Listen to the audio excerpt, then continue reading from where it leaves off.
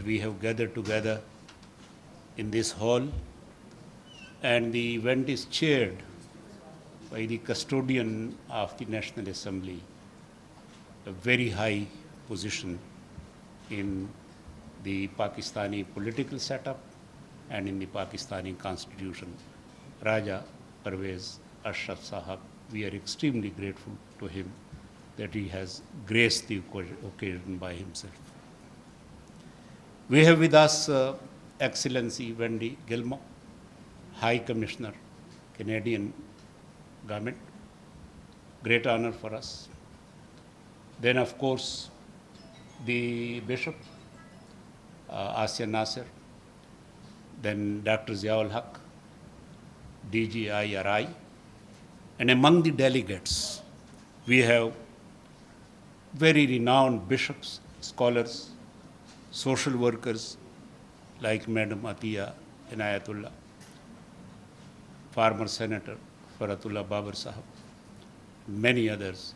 So a great influential, representative and inclusive gathering for which we congratulate Asya Nasir Sahaba for arranging this gathering.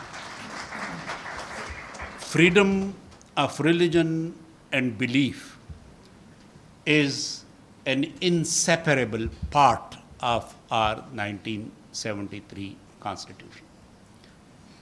And this is a binding document, and a document which has been signed and approved not only by great leaders of the time like Zulfikar Ali Bhutto, Khan Abdul Wali Khan, Ghaus Bakhsh Bizinjo, but religious people as well, like Maulana Mufti Mahmud, the greatest scholar of the time at that time, Maulana Shah Ahmad Nurani, Professor Ghafoor Ahmad, Maulana Ghulam Ghaus Hazar. So it is a sacred and document on which religious and other segments of the society have agreed. So this constitution is very sacred and very close to our heart. So it is need of the time that we try to ensure implementation of every clause of the constitution, particularly for inclusive citizenship, including our minorities, which I don't like to call minorities, but I would like to call them Muslims and non-Muslims Pakistanis, are Muslims and other Pakistanis, by other means Christians, Hindus, Sikhs, Kailash, and everyone. And then this continuation has been enshrined, has been continued by great scholars of the time, including Maulana Abdul Khabir Azad and his father, Maulana Abdul Qadir Azad, who spoke for freedom of religion and belief at the time when this sort of demands or this sort of notions were very difficult to propagate and to speak for. And then, of course, if we see that all religious and others, they continued supporting freedom of religion and belief. I will give you some examples. I do not want to take much of your time. But Teri, there is an area in Karak, very old Hindu samadhi there, which was demolished by a local alim of the area. The event was condemned by entire country, and Supreme Court took suo motu action and imposed ban and fine on the local alim. And I, as chairman of Council of Islamic Ideology, issued a tweet. And in tweet I said that Supreme Court should ensure that this Maulana should not collect donations for the fine, but he should pay the fine from his own pocket.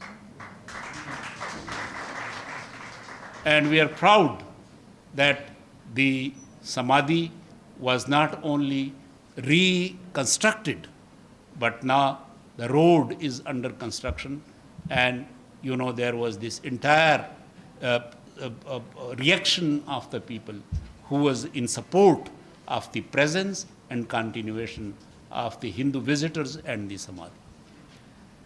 And there was Bong Sharif. in Rahim Yar Khan attacked one of those persons who visited Bong Sharif is Maulana Abdul Khabir Azad. And he went very clearly and said that those who have done it, we condemn it. This is not Islam. This is not Pakistan. And Bong Sharif was also reconstructed. And then came before that the issue of Hindu temple in Islamabad. And there was problem. But when it was referred to the Council of Islamic Ideology, within 3 months, we managed to bring on board the Hindu Panchayat and all the ulama, and united with consensus, we made and we developed a recommendation, the recommendation was approved by the Hindu Panchayat as well as by all schools of thought. So, as far as freedom of religion and belief is concerned, yes, we all enshrine. There are problems. I do not claim that everything is rosy. But, of course, majority of the people, they would like that Pakistan should be a bouquet, not only of the Muslims, but those who do not share our belief. They are Christians, they are Hindus, they are Sikhs, they are Kailash, they are Buddhists, they are Jains, all sort of people. Pakistan is their country, equal as it is country of the Muslims. And our flag, green and white, this is a representative flag of the entire citizenry of Pakistan. So we hope that this sort of events, this sort of conferences will aid to the awareness level of the people, and we hope that the love, mutual love and respect for all beliefs and for all faiths will enhance, and together we will be partners in making Pakistan a strong country and a country which has a very powerful voice in the global community. I thank you very much for giving me a platform here. Thank you very much indeed.